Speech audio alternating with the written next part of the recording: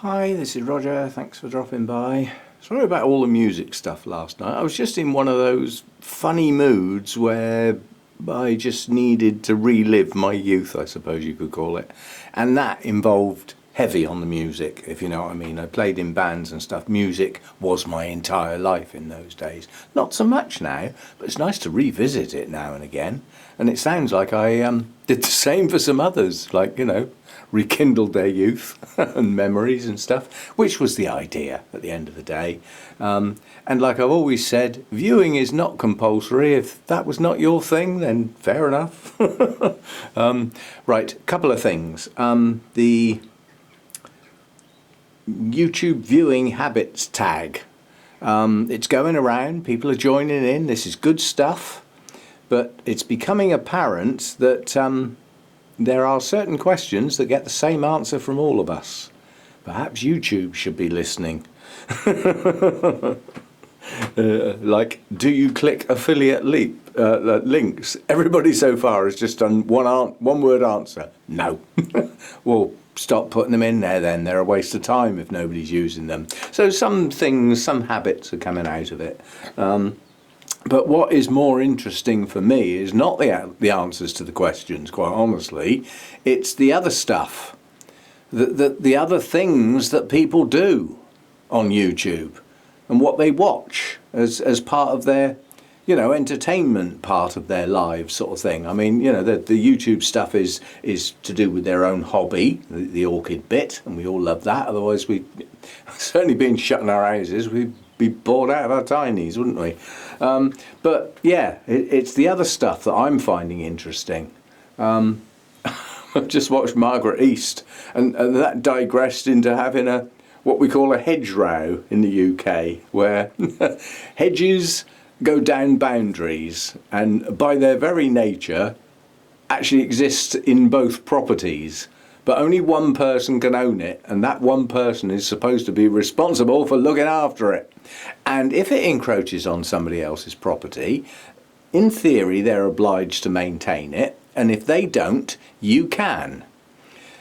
There's a strange law, Margaret, you need to know this with your saga. If a tree or something similar hangs over your property, you are entitled to cut it down, but you have to give it back to the person who owns it. Think about it. It is their property. It was only overhanging yours. So yes, you can cut it down, but you're supposed to give it back to them. I don't know whether you can unceremoniously dump it on their drive. I don't know. But just a point of order. I thought that was highly amusing. I've never had one of those, I must admit. I've never had a hedgerow. But this is I'm getting a backlog of videos. They're piling up. I've got bonsai videos that I did days ago. All sorts of things are backing up at the moment, and unfortunately new things are coming along that need doing, like, yesterday was Thursday we do our Q's and A's. Well, I did a substitute one, but that meant one of my backup videos didn't get posted. Today I want to quickly look at the new blooms. There are some, and there are some first time bloomers in amongst them, so this is good stuff. This is me getting back into looking at stuff. The trouble is, I'm not sure I can get at all of them. I'm going to try and get at this one, but it is right up the top, and it is a first time bloomer. It was a gift. It's a nobly type Dendrobium, and do you know what? I haven't even looked at it yet because I haven't got it down. It's opened in between waterings, so I don't even know what it looks like. So let's find somewhere to hang it where we can. Let's just twist the hook. Right, so what have we got then? What we've got is delicate. That's not bad. As I say, this was a gift. So as noblies go, this is a small one. The canes are quite short. That doesn't mean to say they're going to stay short. That just means that's what happened last year. In this growing season, they might go mad. Who knows? But yeah, that's attractive. That's attractive. And while I'm there, the newly installed thermostat, the Inkbird thermostat, was put up this morning, along with language, followed by more language, and even more language, because everything went wrong with that, trying to put that in this morning. Wires got hooked up, plants got knocked over. I technically fell off a chair. I just managed to get hold of something and hang for a bit while the chair righted itself. Yeah, that went wrong, very wrong. And there are times when doing mechanical stuff, as I'll call it, you know, bit of physical stuff, screwdrivers, wires, things like that, is not the right time. And if at all possible, if that seems to be what's happening, just stop and come back later or do it the next day. I'd started, so I wanted to finish. But yeah, there was a lot of language floating about this morning. Everything I tried to do went wrong. But what I've done is I've decided that the heater can run for the next few weeks before it's put away for the summer on its own thermostat, because it seems to be working okay. So this thermostat has got heating, which I'm not using. I will come next winter, and cooling. And currently on cooling, we've got two wires coming out of the plug, and they go to those two large fans. And that's currently set at 22 degrees. So when the temperature gets to 22 degrees plus 2, because I've set the differential at 2, so when it gets to 24 degrees, both of those fans will kick on, and they'll stay on until it drops to 22 again. So that's what that one's up to. So we played with plugs up there, we played with wires tangled up behind these hanging things. Oh, yeah, bad day. Anyway, we got it done. So that's that one, and that's the first time bloomer. What else? Come on, concentrate. This was supposed to be a short video. It's already running on, isn't it? There isn't anything else over this side. I will show you at the back there, probably silhouetted, but that's good enough to see what's going on. The Dendrobium chrysotoxum has lots of those. Let's see if I can poke the camera through. Those are flower spikes, obviously, with lots of buds on. And that plant has lots of those coming out all over the place. Yeah? Literally, there's loads of them. So that's going to be in bloom down the line. But they're just starting to expand now. They've been sitting there a while, but yeah, some of them are progressing quite well now. So that's going to be in bloom down the line. I haven't got a clue how long, because I bought that last year in bloom. So I didn't see the spikes develop, if you see what I mean. But those spikes are going to arch and become pendulous, I believe, from memory. In which case, it's a style of orchid that, as far as I know, pushes their spikes up very fast once they start to move. So we got that to come, those will be the first blooms I've done on that plant. As I said, I bought it in bloom. That plant was actually bought from Lynn. Now you all know who Lynn is. Yeah, Lynn Smith, lots of Masdevallias, some Dendrobiums as well, and a few other bits and pieces, but chairman of Wessex Orchid Society, which is a no-go area at the moment, along with all other sort of gatherings. But yeah, that is the Lynn that I bought this from. What else have we got? I'm going to try and get this down. No, let's do it last. I'll do it last. This has just opened. Everybody loves these blooms because, despite being quite small, the colour combination is not only unusual, but it just works, because you've got a lovely peachy orangey colour with purple, which doesn't sound as though it should work. And then in the centre of the lip you've got bright yellow. Does it work? Yes, it does. And that is that's the one with why not in it. It's the oh god, look at the state of that label.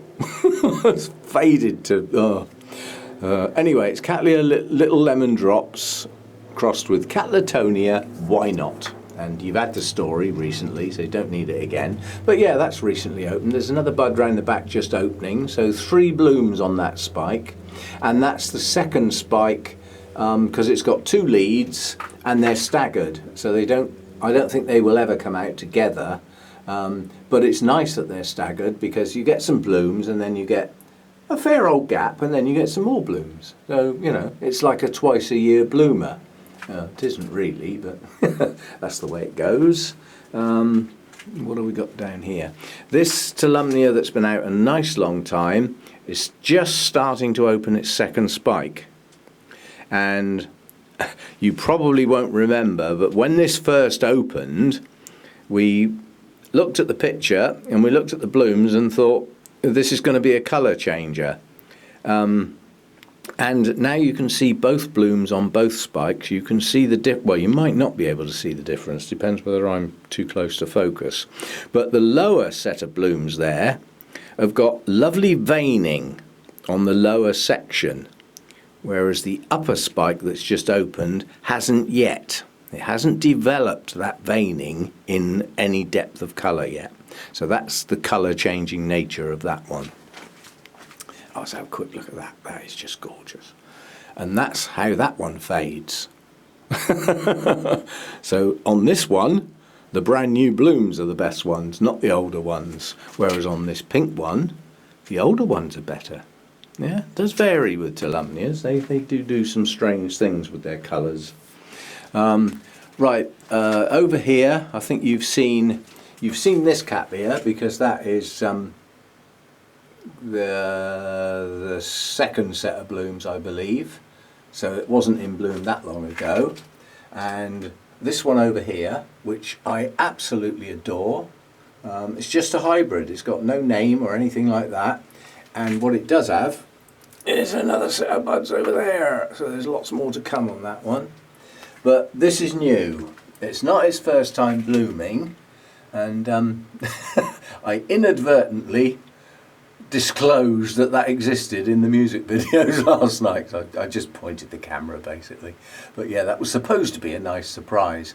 That is my only real rich red in this grow room, apart from my Cattleya cernua, which is also red, but nowhere near with the depth of colour that this one has got. It's not only the deepest red, but it's a lovely cluster forming Cattleya, so you get a lot of blooms. They're not big, but very attractive, lovely deep velvety frilly lip.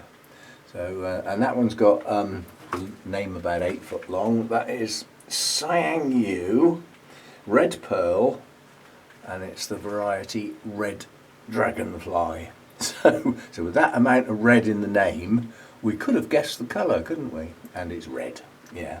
And it's one of the very, very few bits of red in here. Apart from the recent acquisitions, now I've gone into the Renantheras. My apple blossom's starting to progress its buds now, so that's good. That'll be with us shortly, I think is the expression. So there we go. A few new bloomers that have come out recently, and you'll be pleased to know that the orchids to go are going to be gone soon. I've spent part of today doing the letters that go in the packages. You know, that involves making sure I've got address details, setting up a file with the addresses in to print out to go on the boxes. If I can get my flipping printer to work again. There'll be more language trying to use the printer because it refuses to take the paper off the pile. And I have to wet my finger, push the top sheet. Wetting my finger allows my finger to stick to the piece of paper, and just gently ease the top sheet into the rollers so that the printer actually has a sheet of paper to print on. Otherwise I just get error. Flipping thing. Needs thrown away really. But I do so little printing, it doesn't justify getting a new one if I can poke the paper in and get it to work. Quite honestly, the ink costs more than the printer nowadays. Ridiculous price. But yes, those of you who put the bids in, you've all been notified that I'll be getting on with it soon. You all need to make sure you've got a PayPal account. Yeah, if you haven't got one, they don't take long to set up, but now would be a good time to do it before the package arrives. I will be sending emails to say the packages are on their way, and in theory, I'm hoping to get them done next week. but I'm on hold at the moment. Looking at the weather, it looks like we got a high pressure settling in, and if that's true at this time of year, we will get frosty nights. So that'll put everything on hold. I'm not posting stuff off in freezing cold weather. There's no point. Especially some of the warmer growers, but it's coming soon. I am getting organised, and you know, I did say that I was hoping to do it in March as the weather gets better, but we'll see how we go. Ideally, what I need is one of those horrible, drizzly, wet, miserable periods which upsets everybody except somebody who wants to post orchids, which is absolutely perfect. Yeah. So I shall get on with that soon. Yes, the strange tag that's going round is, to me, not as interesting as some of the previous ones that were just questions about orchids and your own orchids and things like that. Whereas this is YouTube, really. Anyone on YouTube could answer those questions. It doesn't have to be an orchid channel. It can be any channel, which is unusual for the orchid people to be taking part. But it's come in to the orchid community. It will go round until it's done its due course, and it's quite nice that some of the people that are tagging now are tagging newer channels, so it gives them a chance to appear to us and chat instead of, like I'm doing now, pointing a camera at orchids, which is all very well and good, but a channel that only does orchid blooms has an interest level possibly not as good as a channel that points at orchids and does a bit of chat about looking after them and stuff like that, or does spotlight videos. People like to have some information, and if you've got it, why not say it?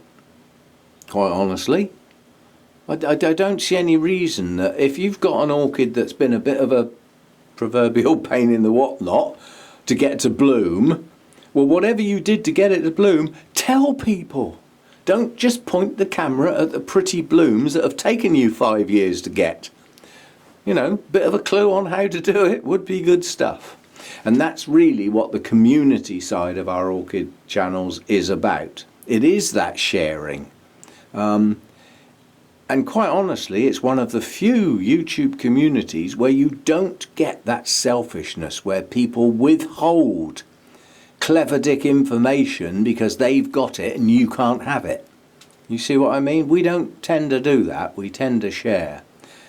Probably that's why it's, although not vastly popular in as much as the number of subscribers on the orchid channels, but we all know each other. Now I'm going to do something, because I can't think of another way of doing it. I've had lots of people have asked me about the channels I'm subscribed to, probably following on from me doing those questions on the tag, saying that I'm subscribed to about 80 channels.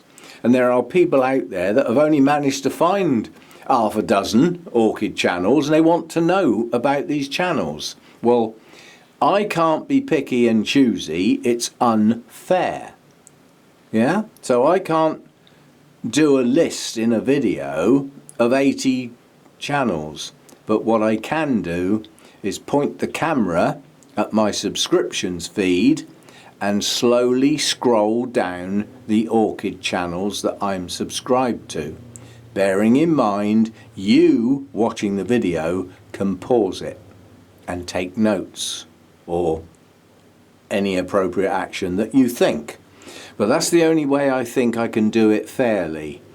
Which that'll be another video sat in the pile waiting to be posted.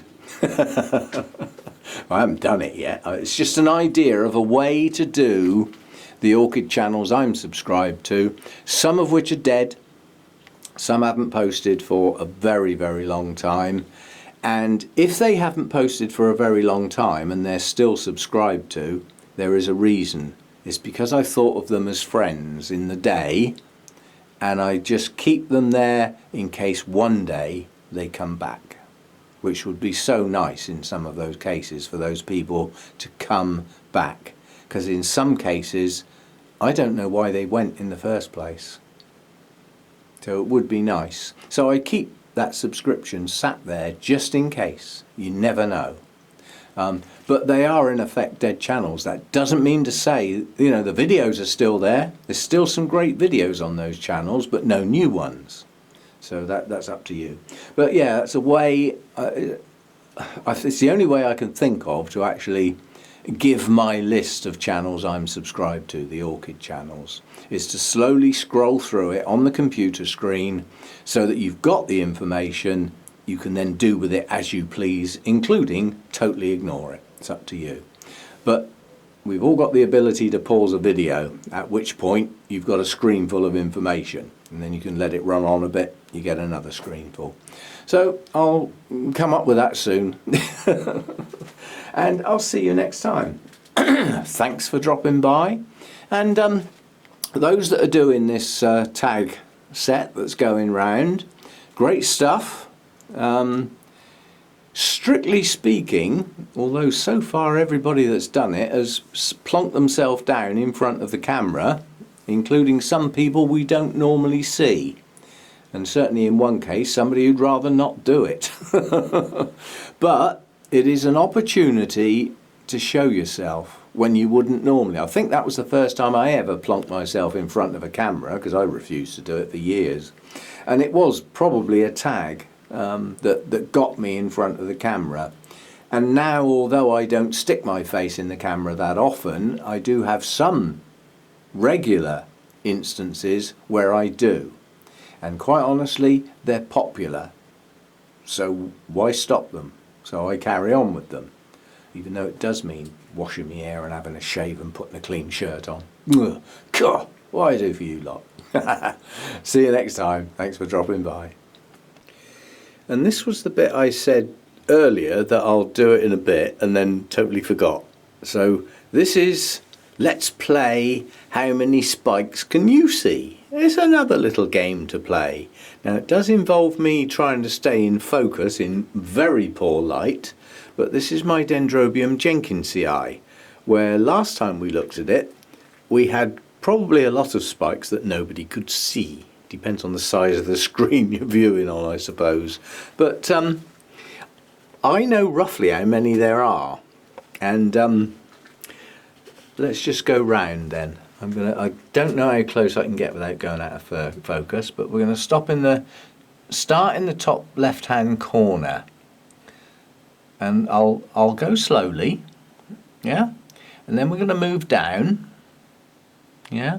We're coming in from the left hand side now, including lower down, lower portions of the plant.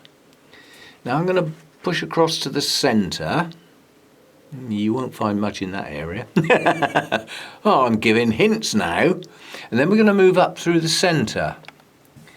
This is where you need to be careful, because there's stuff lurking in there that you probably won't see. Yeah? Then we're going to move over to, let me just move the plant slightly. I know that's a pain, but and we'll come over to the right hand side of the plant. And then we'll slowly move down there. I've got to move slowly or I will just go out of focus because of the low level of light. And we'll head down to the bottom right hand side.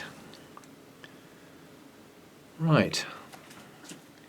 Now, while we're there, let's just take a particular spike. Let's find a big one that's moving nicely.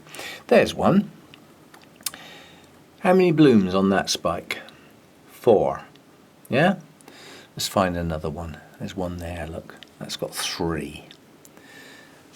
And down here, 3. So we're looking at an average of 3 to 4 blooms per spike. So today's game is, firstly, you tell me how many spikes you can see, because don't forget, I've got a much better access to this and I can count them accurately, and we'll see how close you get. Anybody who gets more than me can come and count them for real. Pay your airfare. You've got to justify it though. And I am kidding, of course, because we can't travel and go and visit people anymore, can we? Right, so how many spikes can you see? Number 1. And given an average of 3 or 4 blooms per spike, and that is pretty consistent. You know, wherever you look, there's a spike that's got at least 3 buds, and some have got 4. So most of them have 3, and some have 4. So how many blooms do we think we're going to get? And do you think I'm going to go and count the buds? Yeah, well, think again. But yeah, how many spikes do you think are currently on that plant?